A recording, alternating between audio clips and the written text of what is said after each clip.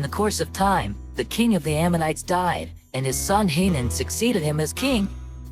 David thought, I will show kindness to Hanun son of Nahash, just as his father showed kindness to me. So David sent a delegation to express his sympathy to Hanun concerning his father. When David's men came to the land of the Ammonites, the Ammonite commanders said to Hanun their lord, Do you think David is honoring your father by sending envoys to you to express sympathy?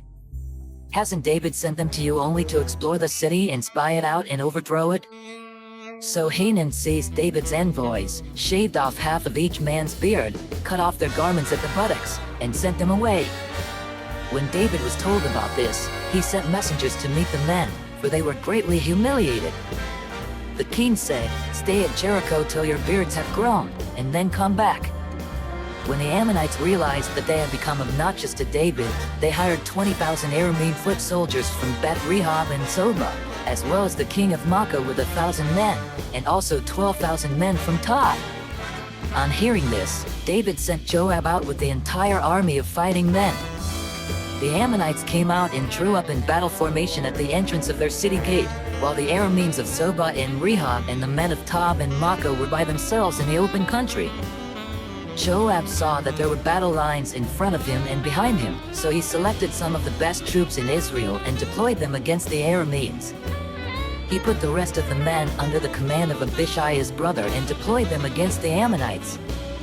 Joab said, If the Arameans are too strong for me, then you are to come to my rescue. But if the Ammonites are too strong for you, then I will come to rescue you. Be strong, and let us fight bravely for our people and the cities of our God. The Lord will do what is good in his sight. Then Joab and the troops with him advanced to fight the Arameans, and they fled before him. When the Ammonites realized that the Arameans were fleeing, they fled before Abishai and went inside the city. So Joab returned from fighting the Ammonites and came to Jerusalem. After the Arameans saw that they had been routed by Israel, they regrouped. Hadadezer had Arameans brought from beyond the Euphrates River. They went to Helam, with Shobach the commander of Hadadezer's army leading them. When David was told of this, he gathered all Israel, crossed the Jordan and went to Helam. The Arameans formed their battle lines to meet David and fought against him. But they fled before Israel, and David killed 700 of their charioteers and 40,000 of their foot soldiers. He also struck down Shobach the commander of their army, and he died there. When all the kings who were vassals of Hadadezer saw that they had been routed by Israel, they made peace with the Israelites and became subject to them. So the Arameans were afraid to help the Ammonites anymore.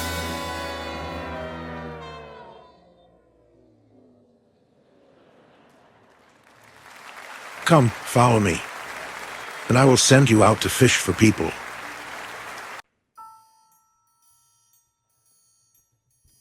I hope and I pray that the Spirit of God, the Almighty, is with you, and that His Son and His Holy Spirit bless you and your family throughout eternity.